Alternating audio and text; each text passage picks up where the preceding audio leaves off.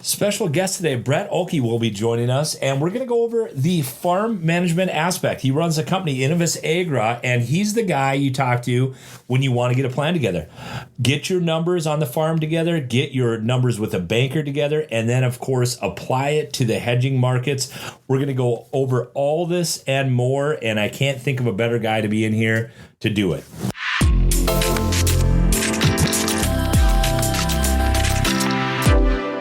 Welcome to Hedge Heads, where hosts Jon Prischmann and Ryan Tungseth discuss commodity markets, hedging, and anything related to trading futures.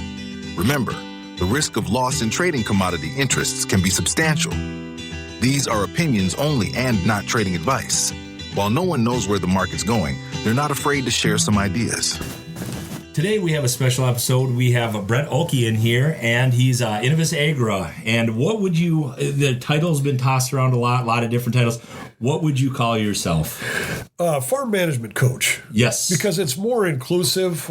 We spend a fair amount of time putting together grain marketing plans, but the reality is that there's a lot of background work that needs to take place before putting that plan together. Yes. So we spend a lot of time on budgets and financial issues, and beyond that, normal day-to-day stuff. We're spending a lot of time on multi-generational management training and management transfer, not the actual asset transfer stuff from one generation to the next, but the management stuff, the stuff that nobody wants to get involved in because it's not as neat and clean as you got to have a trust or whatever the case might be. Yes. This is the, who's going to take responsibility for this and who's going to take care of that. And then how do you transfer the decision-making process and the financial management process from one generation to the next? Yeah, and that's going to be big coming up here, and you can already see it online in the discussions and what to do in this situation.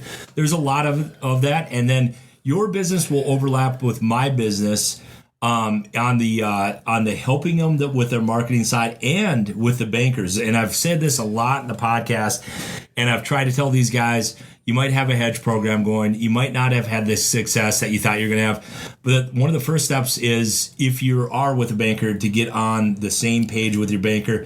And I know you do a lot of work with that. That's one thing that you do, is go in with the bankers, explain how marketing works, and then having everybody on the same page, the broker, me, and then you, and then the client, and then and that works wonderfully when you do that. But you have a lot of conversations with bankers on a producer's behalf or with the producer. Oh, right? Absolutely. Both with the producer and with their lenders to try to help them understand that in order to make money, you got to have money. Yes. And I'll give you a great example. We have a customer in Iowa that they've been doing okay, but they've never had a brokerage account. And a year ago now, we opened a brokerage account. We got a limited amount of financing through their broker or through their banker, so that we could prove primarily to the farmer that there's a better way than just elevator contracts. Yep. And the banker was generous enough to give us about $50,000 to work with, and of that $50,000, which they've just paid back because the last of the positions that we had on got exited just prior to the first of the year. They netted $47,000 above and beyond the loan. What the loan was. So we had $97,000 in the brokerage account, 50 or so of which we paid back, and the balance then was the surplus, the extra stuff that you can do. And quite frankly, what we need to do now, given our current ag economy, in order to either maintain or achieve profitability. Yep. And that's where you come in. It's going to be, the numbers aren't quite there. What can we do to help get them better? And then obviously you got to watch the risk side of stuff, and that's where the bankers come in. That's where the planning comes in. And then just the planning that you do. I've seen you like your email will come out and you'll have a sheet, and then you'll have the layout of exactly what you're looking at, the outlook, where we want our targets. Then the orders will get entered. And then in addition to that, you'll have the hedge arrives on there. Like, not everything will pertain to what we do here. like you say, it's a mix. You got to know what tools to use when to use the hedge to arrive, when to use the brokerage, and then when to use the cash markets.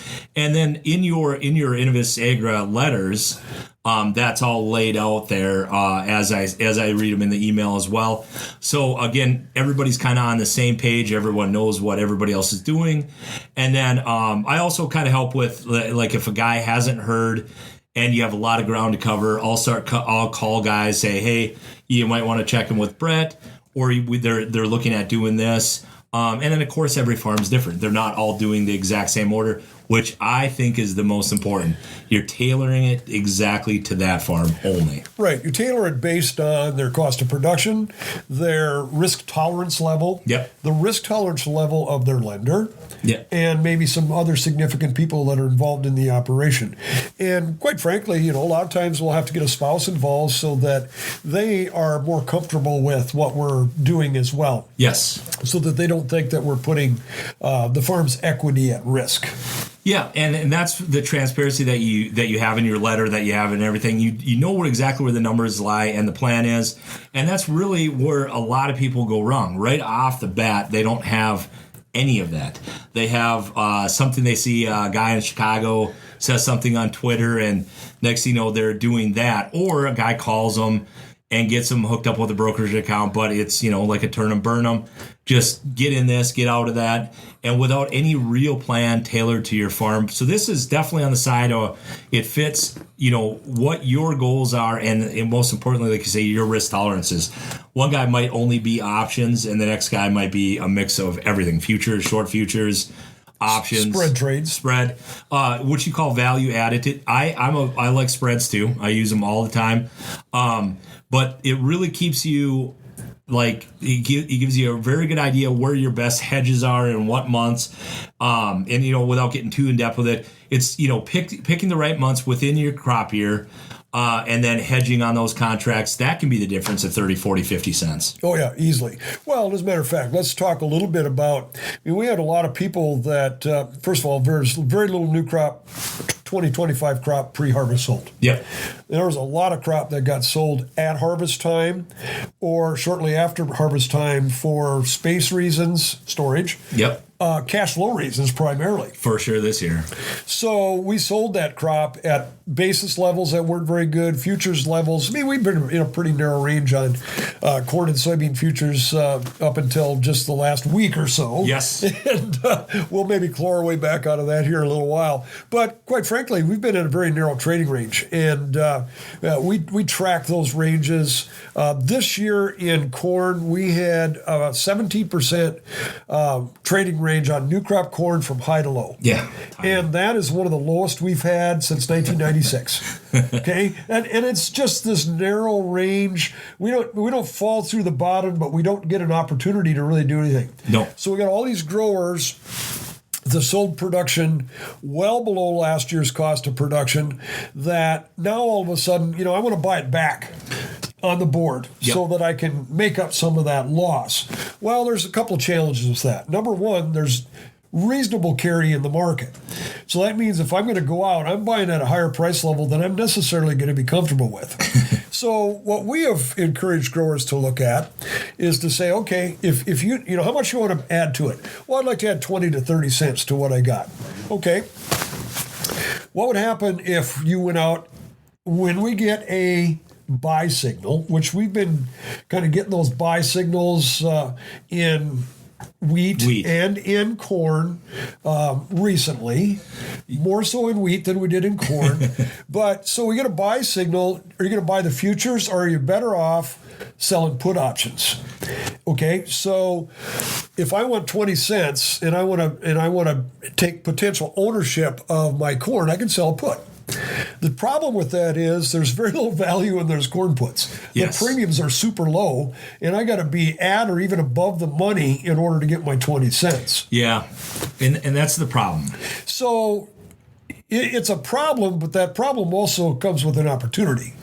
And the opportunity is that there is a normal, and I'm using air quotes on that, price relationship between Chicago wheat and corn futures. Yes, it's a spread I talk about often. Right. So, and I look at it on a percentage basis because, over time we've increased the value of everything, but quite frankly, the percentage hasn't changed very much. No. So the long-term average, corn futures should be priced at about 75, maybe 76% of Chicago wheat if you compare month to month to month. Yeah. Now, prior to the USDA reports that came out a week ago Monday, 83-ish, and actually the really upfront ones were even at 85. Yep.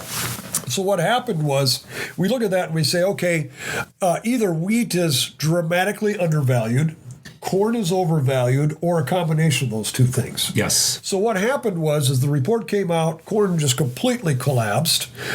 Wheat dropped, but it didn't drop as rapidly, and we dropped down into the low 80s.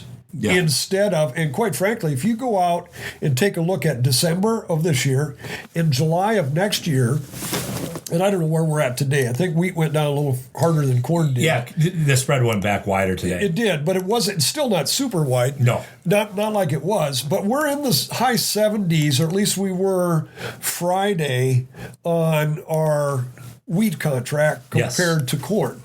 So I take a look at, okay, let's say if I want to sell a call and I'm worried about getting exercised on it, and I want to sell that call for anywhere from 20 to 30 cents.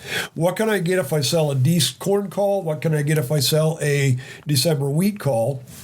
And then what's the price range if I get exercised on that wheat call? Yeah. So we're looking that up right now, and I would guess that we're probably in that $6.50 range on a wheat call. Yeah, so what's for December? Let's look at a December wheat call, Chicago wheat. Now we're talking about CME wheat. Yep.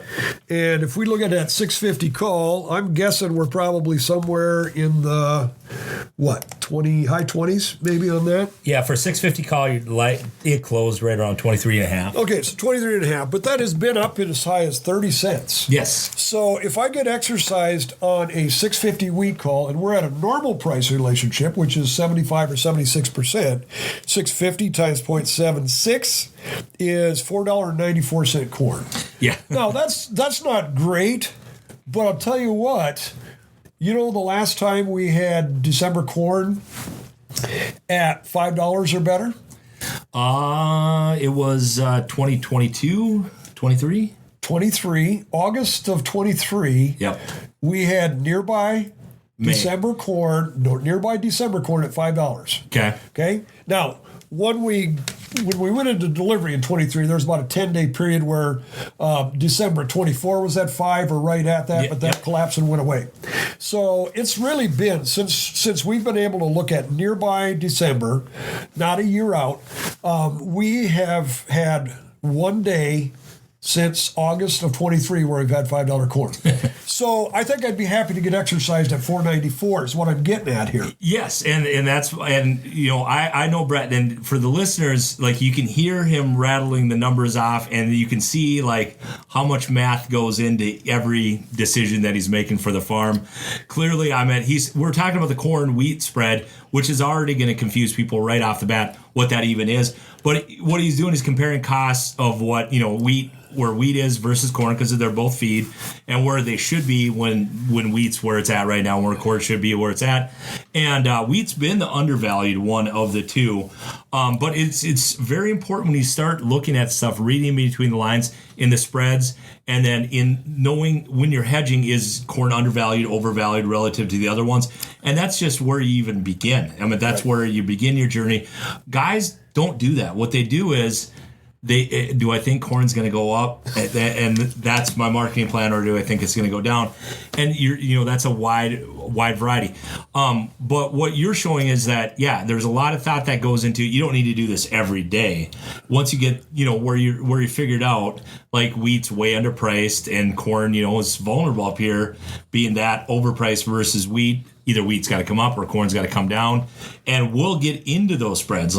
I'll be in that spread.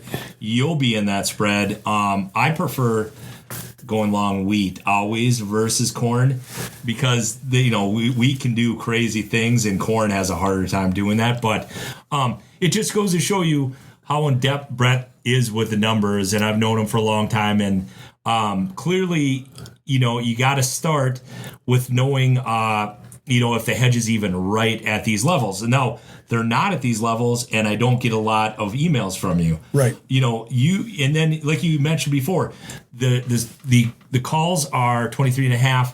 A lot of guys are like, well, we still got to do them. And you're more in the camp, I need 30 cents to make my plan work for what I want to do. So the order goes in there at 30 cents. And you rarely move those orders. You do sometimes, but not very often. Right. Well, and that's because we also use history a lot. Yeah. Right. And we understand that, this is not generally a super volatile time other than report reaction stuff. Yep. We're gonna in about 10 days, 12 days, we're gonna start setting our crop insurance prices. The reason they set crop insurance prices in February is because that's a really boring month. Yes. Generally speaking. Now, last year our high corn futures price occurred in the really boring time. Yes. Right? So that was the high. That was the high, which is really not normal. I mean, that's not a normal time for that to occur. So, but let's talk a little bit about price targets. So, I see the University of Illinois just came back out and they just updated their budgets based on the reports. Yeah. Okay, I don't give a rip what the report says in terms of my budget. I want to know what real costs are. Yeah. But if you're a university professor, then you start with this is what I can sell my crop for, and you work your way down. Yeah. I do it the exact opposite. I said, here's my costs. What do I need for a break even? Yeah. And then what do I have to do to achieve that? Okay. Yeah, and I think that's an important point. And I think that you do that, and that's where you differ from others. That you make it profitable or as good as you can before you pull the trigger on it. You're profitable. Right. So let's take just a quick example. So there's most guys are going to be in that 450 cash or higher break even on corn this year. Yeah, I would say. Which is about where we're at last year. I mean, with some exceptions. There's folks with little or no debt. Machinery's paid for. They don't have a lot Basis of labor. Is better. Yeah, there's lots of spots where that's going to be different. But let's just take kind of a regional perspective, and by that I mean anywhere from the middle of Iowa up. North Dakota, South Dakota, Minnesota, Iowa. We're looking at a lot of 450 to let's say 440 to 470 break evens. Yep. Okay. So there's not a lot you can do at this point to readjust your operation to change that. Okay. Which means that we've got to extract that money out of the marketplace. Yep. So if I'm at a 450 break even and I got 450 futures, it's not likely I'm going to get a zero basis at harvest time. No. So we've been as high recently. Prior to the report, we were at like 463-ish kind of a price on December corn. Now, we pulled the pin out of that, and we've kind of clawed back part way. I think we're back up in the 450, but off a little bit today. Yeah, December. Right. But if we can get back up into the high 460s to low 470s, we're going to have a lot of growers that are going to be relatively aggressive hedgers of corn. Yeah. Especially the corn that they have to deliver at harvest that they don't have room for. Yeah. So that's going to be well below our break even. Okay, that's if we're at a 450, 460 break even, and I'm selling corn for 460 with a 50 under basis, that's only 410 cash. 410, yeah. That doesn't work. But what does work is that if I go out and I start selling some out of the money call options to start adding value to that, yep. And I use my unhedged bushels to cover those at least to a certain point. Because it's not a guaranteed hedge. Right. Yep. And it can be, but it might not be when you sell a call. Exactly. And that's what I like about that. And quite frankly, if you're looking at some of these elevator contracts, these guys that do the price builder or whatever name that they put on those, they're doing the exact same thing. I got a brother-in-law that's an elevator manager, and I'm not going to tell you where he's at because he'd get fired. But he says, I don't know why these guys just don't go and do that themselves, because they take so much of that And then you're locked because I can get out of or manage an exercise call option with you. Yes. But I'm obligated to deliver if I do that contract through an elevator, through an ethanol plant. And even if they let you out once, sometimes they let you out once, you can't redo it. Right. You know what I mean? One time, and then you'll also pay 3 cents often. Oh, oftentimes or more. Yeah, it's less than a penny here or a lot less. And then I think it's just lack of guys knowing the tools or what they can even use, and it's just path of least resistance is what happens at the elevator. Right, exactly. And quite frankly, I mean, you don't always know if you're going to get filled on some of these offers through the elevator because that's not their primary job. No. Their primary job is to accumulate grain and get it shipped. For more than they bought it for. Exactly. And all they care about is margin times volume. Yeah. That's it. That's all they care about, right? They don't care about my feelings, your costs, my costs. All they care about is, in order for me to get paid and keep my job, we got to have net income, and that formula is so dead simple, it's not even funny. Positive margin times volume, we're good to go. Yeah. Okay? So that's the first thing you need to know. Everything's a math problem, John. Right? And that's why we look at so much data. That's why we try to look at so many patterns. That's why we try to look at, okay, what's the normal price relationship? How much carry should we have in a normal market? Wheat always has better carry than corn. Yep. Okay? It almost always has better carry. Not always, but almost always. And quite frankly, a year ago, we had flat soybean market. We had the same soybean price in January that we did in July. And boy, I tell you what, we sold puts like it was our job at that point because we could sell puts into a flat market. Yep. I'd rather sell calls into a carry market, right? Because I'm selling for a higher value because of the increased price that we have further out instead of in a flat market where it's the same price as nearby. Yeah. Yep.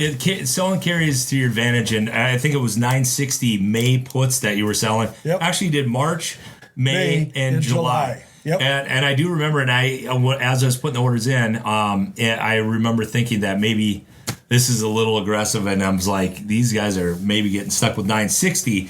But it was also your plan. Hey, this is where we would rebuy our bushels anyway if we get exercised.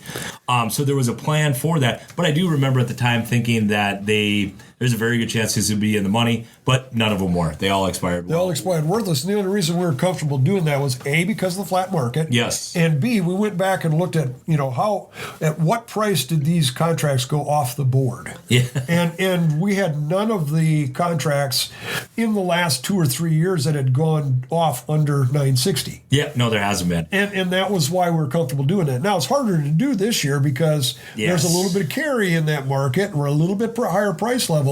So it's a higher risk position right now than it was a year ago. Yep. And we also we sold the carry in corn by buying puts and selling out of the money these calls to pay them.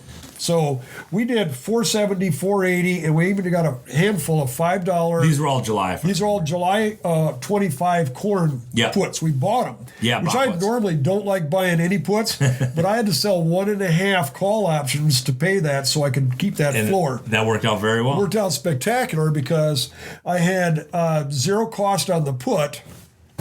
And we made anywhere from 50 to 70 to 80 cents a bushel on those put options that we actually bought. Yeah, because if I remember, those weren't all just stored bushels. They sold some of them by the time it fell. Yeah, absolutely. Yeah, so a lot of it, because the puts weren't worth anything. No. And we didn't assume they were going to be. And quite frankly, if we'd have got exercise, there's no exercise. I bought the put, so I just had a floor laid in. If the price had gone up, just think what we'd have sold new crop corn for. Yeah, it's too bad the numbers really threw everybody off last year. It's 1.2.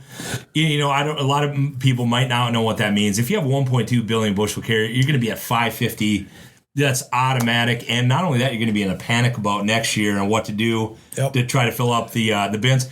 But it became, during the February break, one of the warning signs, and we talk about this often, it was the March-May, was at negative 14 cents before we topped, which is a very wide carry for that, showing that there was way more in the pipeline than what the USDA was saying. So it was one of the rare times where the USDA was way low on the crop. It sure looks like they're still correcting the numbers now.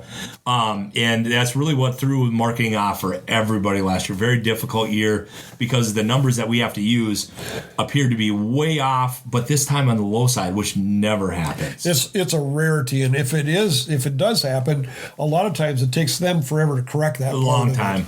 Like even as much as a year and a half. And that's where we're at right now. Yeah, yep, exactly. Right? So now we're correcting it the other direction. So yeah, it's too bad. But it's, you like, obviously we like the markets we talk, but that's it's like a full-time job. It changes so much. I think guys get a little overwhelmed with where do I even begin? How do I even follow it? And I think that's where I do this, I should know this, and they're almost ashamed that they don't. I'd rather just be quiet and keep not doing it than learn about it. But again, I just think that Brett's a little different breed. I mean, you definitely have a plan, and I've talked about you and the way you do it without you here before. But it's an important foundation is to have that plan. And as you can hear Brett talking, he certainly has a plan. I mean, he's thinking about what we're going to do in 2026, and that's what we're going to talk about in a second. But that is where you begin with the plan. Have a good guy, have good information coming to you, and then just start applying the plan. And here's where I think your program really shines is that you encourage the people to get the orders in. Oh gosh, yes. And it's always hits on a day like there was you like to sell a lot of time. I had the RJ O'Brien guy. They didn't even have a 7:30 call in March 27 when I got the order the other day. Yeah. They didn't even have that. The RGO guy had to make it and put it in the system.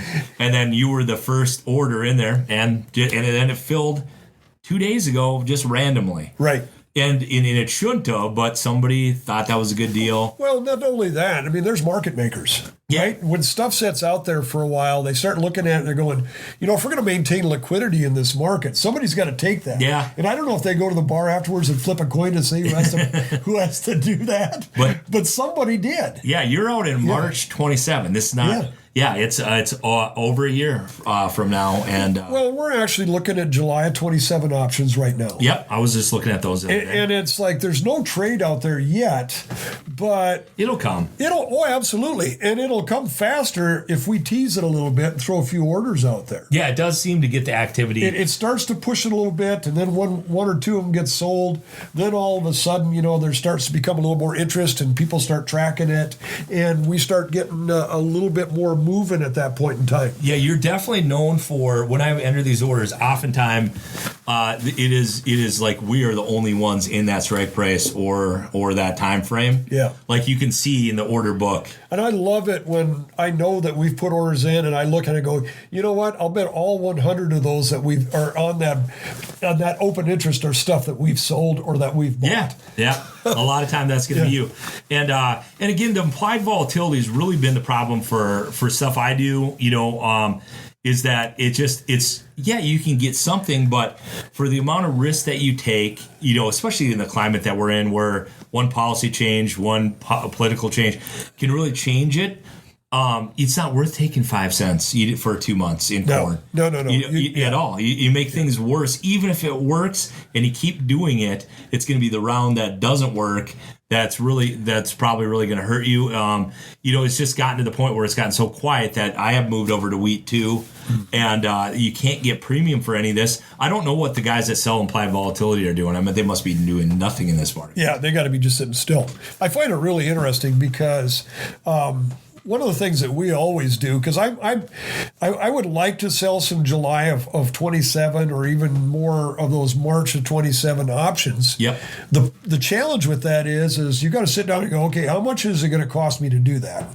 Now, my cost is the interest that I'm paying on my marketing money. Yes. And then times the time that I'm going to potentially tie that up. Quickly, though, this is important. And I talk about this often. You don't just always just have an operating note. You have a separate, and this is a meeting with the bankers, that you have a separate marketing line. Oh, absolutely. That is not the operating line. But, I mean, obviously, it all needs to get paid back. I mean, right. It's a loan, but it is a separate line designed to be use for marketing. And not only that, we put an automatic draw on that in a lot of cases so that when they get a margin call, they don't have to call the bank and transfer money. We can automatically have that money pulled out of there so that it's not a delay. Yeah. It gets taken care of. Now, everybody knows about it. It all takes place, above board where you can see it. But, if I've got that marking or that hedge line of credit set up and I know what my interest rate is on that and I know about what my brokerage fees are, I can get pretty darn close on what my total exposure and cost is on that. Yeah. And quite frankly, if I'm paying, 7-8% interest, I could end up costing myself 5, 6, 7 cents a bushel. Yes. On total cost if I'm going out a year and a half on a short option of some sort. Yep. Now, so what we've decided to do in a lot of cases is say, okay, rather than trying to get 34 cents and take off 5 or 6 or 7, what would happen if I got 15 cents twice? Yeah. And did it much closer up. That way you don't have that time exposure with all the money or the interest. Or the policy risk or the crop production risk or all that other stuff. So we kind of balance it out, and we'll still do some of that far out stuff. But we're more likely now with the cost of capital and the uncertainty in the marketplace to do, maybe a series of those short options instead of just going out and letting them hang out and sit there. Yeah. Yeah, and and that's the conversation we're having. It's just you have to be creative. Even when you're creative, these are getting to be pretty poor markets. But then you always have to be careful when they go to sleep like this. And you can't be doing stuff because you're bored to do it. And that'll get you in trouble really fast because things change very, very quickly. And it's unlikely corn's going to go way higher, but could it rally 20, 30 cents? Sure. And then you obviously wish you would have waited for that. But wheat and beans are two markets that can change overnight and really hurt you and that kind of stuff. So again, back to the plan. As long as you have everybody's on the same page, like the banker knows what you're doing. He might not understand it. Other bankers might understand it totally. We work with bankers around this area that know it very well. Well, that's because they've been exposed to both you and I for a long enough period of time that we beat it into their heads. They didn't have a choice. They didn't have a choice because it's like, come on, we want to do this. We got to do this. We got to do this. But you physically go to the bank with them if they request it, and you're often with the producer at the bank, and I don't think that's very common at all for anybody, really. Yeah, no. And I do a lot of Zooms with banks, too. Yeah, whatever's easiest. Yeah, what I mean, like Iowa, I'm not driving to Iowa in January to do this. Yep. I'll go to Iowa and maybe do a 3 or 4 day stay and visit with bankers and farmers and that kind of stuff. But if it's like, okay, we got to take our hedge line from 50,000 to 150,000 now that we know what we're doing, that's a 45-minute Zoom. Yeah. And that's basically a follow-up on probably a 10-page history lesson that I send to the banker that he may or may not read. Yeah, exactly. The banks do like black and white. I wouldn't say that commodities always operate in black and white. I mean, they can. I mean, you can sell calls or you can short futures and buy a call. If the bank, you can make it so it is black and white for a banker. Sure. Again, if you do something like that, you give up part of the bottom line. There's really no meat on the bone. I'd never give up part of the bottom line. No, I know. That's Brett and I are a little different. Like let's say there's 2-3 months and there's 2 cents to get. 3 cents. I like to move out of options, and I'm obviously I keep a close tabs on it, and then also I like the limited risk. So, but again, when you're covered by the bushels, it's different than when you're not covered by the bushels. Right. But I still think that there's room for every bank to have a good plan in front of them, and I think they'd be very receptive. I think the industry is the problem, and there's very little good information out there for most of these guys. Well, or hard to find, I should say. No, there's all kinds of information. That's the problem. There's too much information, and too many folks that are in your position, they want to create traders and not hedgers. Yeah. Yep. And trading's fine. If that's what you want to be, that's what you want to do, that's fine. But I'm more interested in creating hedgers. Yeah. And finding ways to add value and add revenue to our income streams so that I don't have to be dependent on $4 cash corn when my break even is 50, 60 cents higher than that. Yeah. And there's just no meat on the bone. There's nothing. You can't be giving up any, a few cents, because that's the profit, if there is even a profit. Right, exactly. But so what is, quickly we'll kind of wrap up with, as we go into 26 here, I mean, what is your plan briefly with corn? And, we'll touch on soybeans a little bit, but corn's going to be the one that people need a plan for. Oh, absolutely, because it's your highest cost crop. Yes. I mean, that's the big one. But quite frankly, it's also, of those three crops, it's the one that there's actually some potential to make money on. Yeah. Right now. So, and that's part of the problem, as people have figured that out. There might be the acres there. Well, and it'll be interesting to see what happens to acres, because I've talked to a lot of fertilizer retailers that put down a lot less fall fertilizer this year for corn next year than they have in the past. That's for sure. And that's not just here. That's in a very, very big area. Yes. So the first thing that a grower has to do is sit down and take an honest look at what their cost of production is. Okay? Yeah, like the real one. The real one, not the one to get the loan. Right, exactly. Yeah. So I tell we got three different costs of production. We got the one we show the bank to get the loan. Nah, it's not really true. Yeah, it's a joke. But it is a joke, but not really. Yeah. But you have to really understand what your costs are. And the hardest one, here's what most universities don't do. Okay, they make up a number for machinery cost. Yeah. Okay, they have no idea. I want to know exactly what your loan payments are. I want to know what your lease payments are. I want to know what your 3 years worth of repairs and maintenance are. Yep. And we're going to come up with a number that's as close as we can get it. And by the way, we also throw in a replacement cost / depreciation number. The bank's going to take a 10% linear depreciation every year, and they're going to use that as the number. Quite frankly, that's not accurate. It could be more than that this year because of the decreasing value of used machinery. I mean, it's probably considerably more than that. But it's also not a real number, because if I'm not trading that piece of equipment, or if I'm not selling it, I'm not taking that loss. No. So, but I do need to have a replacement rate built in, and we'll use that as a part of that calculation. The other thing that people do a really terrible job of calculating is what their labor / family living costs are per acre. And that's gone up. We all have experienced that. Yes. And then the third one, the big one, is what are your overhead costs? There's a lot of $1 million+ shops out there that don't get put into the budget. But I'm still making a $125,000 a year payment on that. Yes. Same thing goes on grain handling and some of the other things that are a part of that. So we have a budget spreadsheet that is intimidating if you were to look at it by yourselves, but with guidance from us, we can put that together and we can get really, really close on what your expected cost of production is going to be. Yeah. And this is just the beginnings of the journey. Like, this is what you're talking about, is just getting the numbers right that you can actually use to start to get to work. Well, then once that's done, now we can start developing a plan. Yeah. And part of that plan is okay, if you have livestock, how much corn do you need to keep back for that? How much storage do I have for corn, soybeans, wheat? How much of that has to be delivered at harvest time if I grow a normal crop, as opposed to what I can store and do a whole bunch of other stuff with? Yeah. Quite frankly, if I can store my corn crop and I can get to 470 futures, generally, and I don't know what it is today, but I'll bet there's a 14-cent carry between December and March of 27. For corn. If we go to Dece 26 to March 27, it is 450 and 463. Yeah, call it 13 cents. a quarter. Yep, 13 cents, 14 cents. So let's say I get my 470 done, and I can roll that out to March at 14 cents. Now all of a sudden I'm at what? 484. Yep. I sell a 30-cent call. I'm at 514. Yeah. And I generally have pretty good basis after the first of the year, depending on where I'm at. Anywhere from 10 under in Iowa to maybe 35 under here.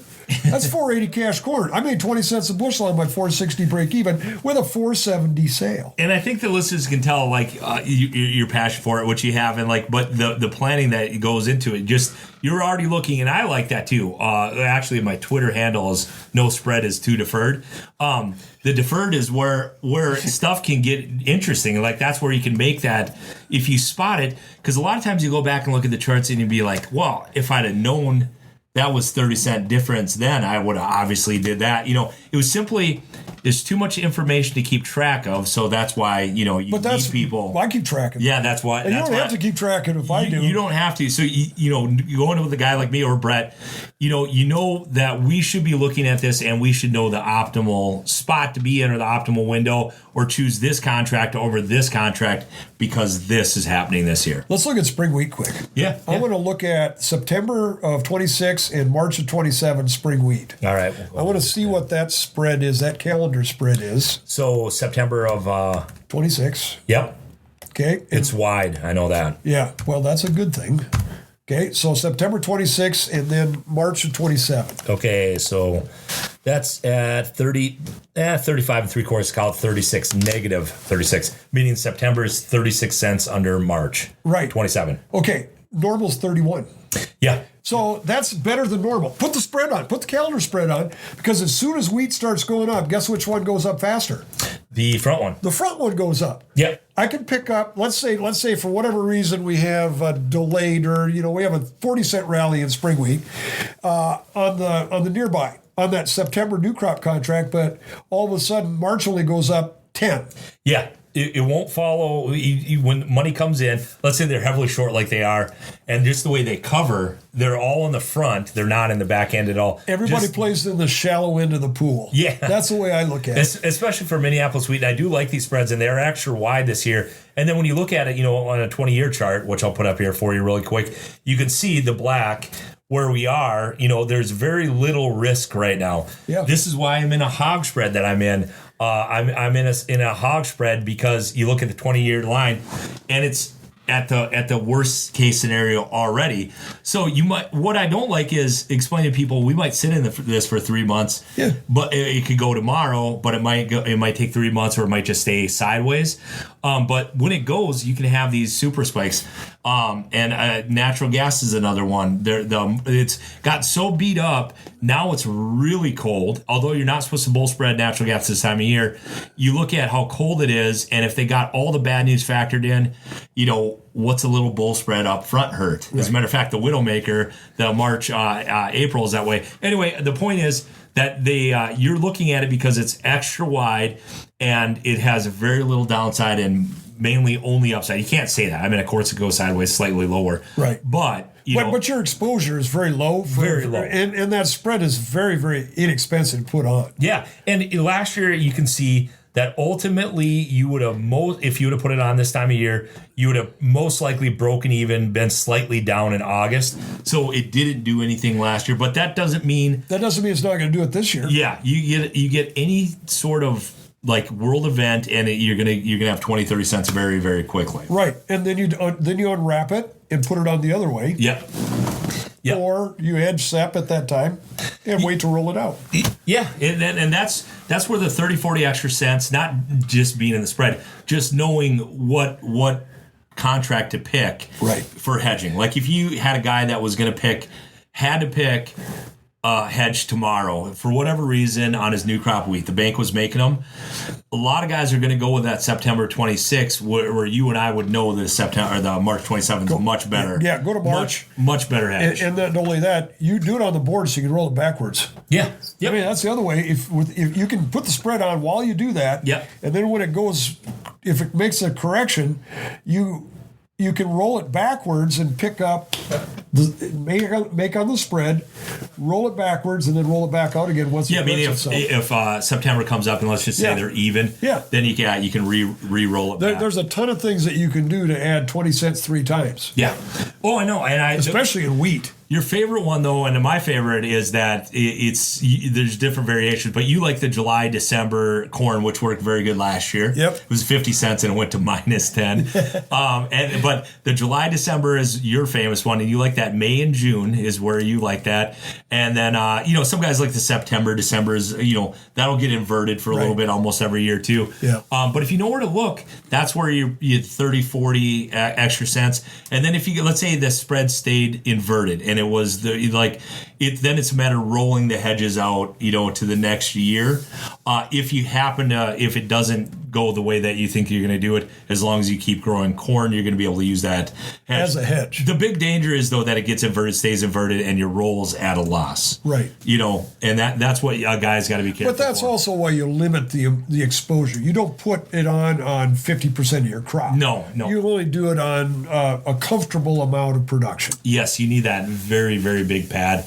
And really, that's what a good hedging plan should be. It should be a percentage of this, a percentage here, a percentage at the elevator, and then in certain years, weighting heavier in one direction or the other, maybe more at the elevator, just because of the volatility and the cost. Yeah, and the cost. They're gonna handle the margins, and this is a year where this is the type of year where the margins aren't going to be that high. Right. And then you can do more here and get in and out more because you're going to need to do that, just to get that 5-10 cents out, than staying with one contract at the elevator. So we're locked in a 470 to 410 December trading range. You can go back to 2023.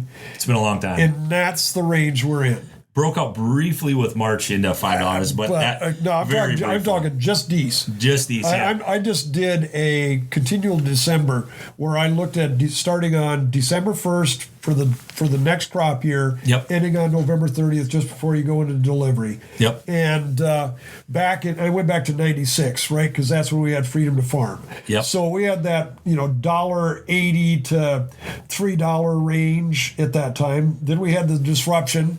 And then we were in the 3 to 4 range. Then we had another disruption because of the drought. Then we dropped back down into the 14 range, with the exception of that 2021 BS. The Ukrainian war. Right. And then now we're in that 4 to 5 range. And we don't hardly ever get to 5. We don't hardly ever get to 4. Yep. So you can buy at the lows and you can sell at the highs.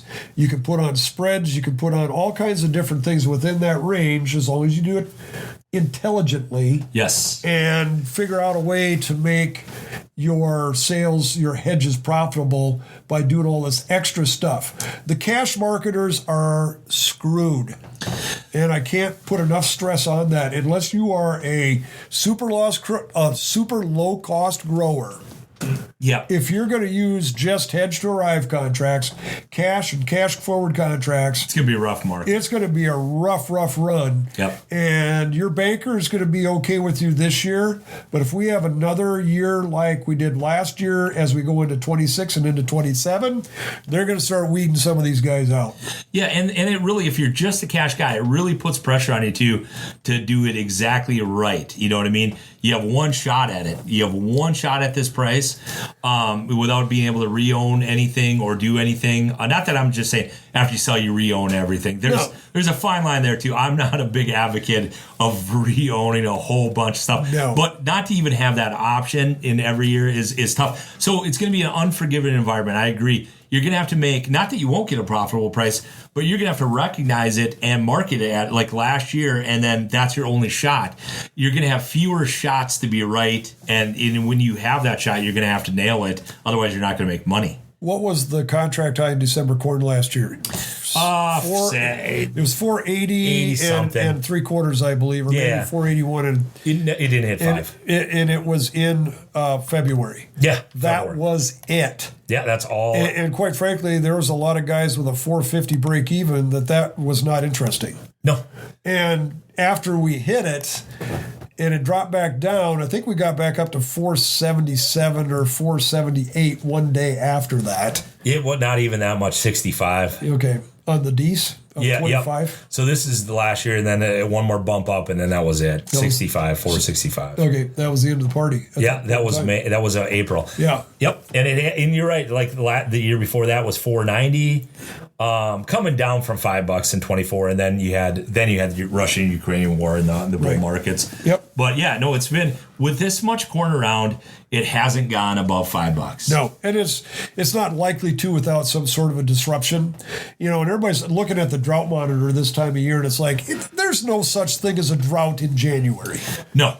Okay? No. You can be as dry as you want to be in January. Let's take a look at it in June, because that's when it's going to matter. Yeah, and a lot of people forget in the year that there was an actual drought, they didn't trade it the entire month of June. No. Not until the third. I shouldn't say that because I had July calls on, which I tell this story all the time. They expired completely worthless. Yep. Right on that Friday is when it bottomed, and then it was off the races. But yeah, it's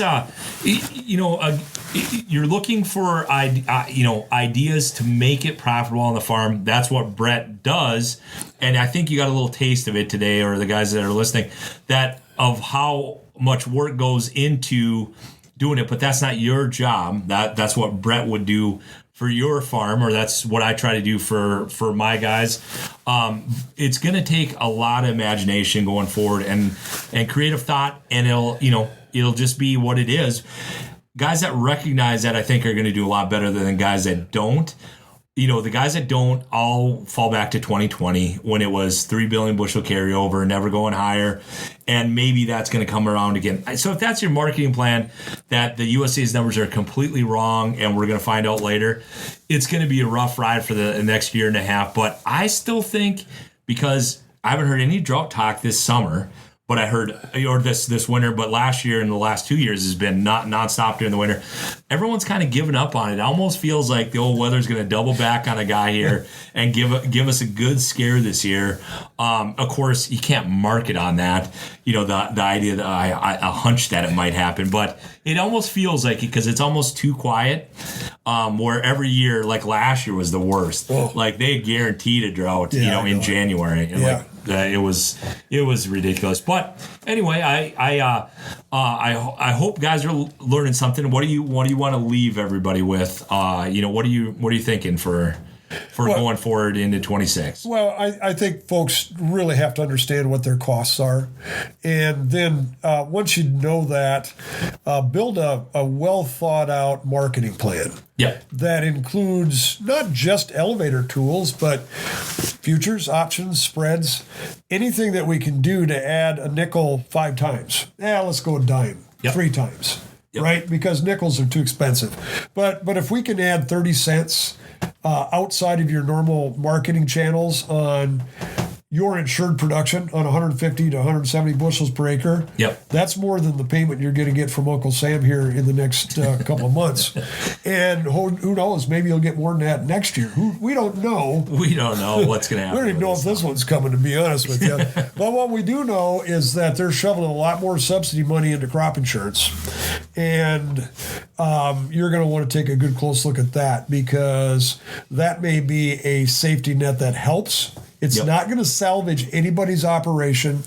It's not going to be I can depend on my crop insurance to be profitable. That's never occurred ever in the history of crop insurance. What it does is it prevents you from going out of business. Yep. Is what it does. Yep. It helps you go out of business slower. Exactly. Yeah, exactly. But I think you can't keep doing what you've done in the past. You just cannot depend on elevator contracts. And by that, I mean, I don't care if you're selling an ethanol plant or whatever. They're all using the same kind of tools. Yeah. And it's not their job to help you make more money. It's not. I've always kind of likened it to going to the IRS to get advice for helping with your taxes, which they will. They'll do it. They'll help you, but it's not quite like that. But it is. They're trying to buy it lower and sell it higher, and that, like we talked about earlier, that is their goal. And the rest of it's been almost, just to keep with the times, have these tools to be competitive. But you see, CHS, they quit doing this to where the guys that had accounts there, they couldn't be doing anything but I think nothing. I mean, I think all their accounts went away, if I'm not mistaken. Yeah, I think so. So I don't think the elevator's not moving more towards that side of it. It's moving less. And they're just two different things. What we do and what they do is completely different things. They do overlap to some degree, but it isn't the same. Right, exactly. And the goals aren't the same. No, they're not. They don't work for you. I work for you. John works for you. Yeah. And if you want more info, get a hold of John, and he'll refer you to me, and we can have a conversation. Yeah, and that's the thing. You just give us an email, text us, whatever, and then we'll get the conversation. We'll start with Brett. But it's important to know that there is people out there that are actually working on this. You hear it a lot on Twitter. Get your plan together, know your numbers, and then guys are lost right after that. But It is going to take some doing, but we've seen these stretches before too where it looks hopeless. Yep. This one feels a little worse because of the South American production. Like it's not going to just disappear overnight, but I still think there'll be a way through. And guys that do it, I think are going to do better than guys that don't. If it's done well with a banker and a plan, and a guy like Brett or I. But anyway, hopefully it was helpful to people. And again, if they need to get a hold of you, it's not a problem. We'll get you lined up with Brett. And if you want a sample of what you do, I also send. I have guys that are kicking the tires. So the next sheet that Brett sends out, you could see kind of a preview for what it looks like. And I'm in the midst of working on one right now. I have a lot of crap budgets that we're working on that we're trying to get in, but we're working on an update that kind of gives you an idea of where we're at. So there'll be one of those forthcoming here in the next few days. Okay. Yeah, that sounds great. Well, it was great to have you here. I'm sure you got things to do before the cold comes. Yeah, no kidding. It's going to be nasty, isn't it? It's cold for even here. Yeah, I'm just going to go inside. I'm not going outside. But yeah, a lot of people don't have that. I have livestock, so yes, I get to be outside. I was thinking you're going to be plenty busy with that. Yeah. But great that you swung by. I appreciate it. And hopefully people learn something. Right. Very good. Thanks for having me. Yeah. See ya.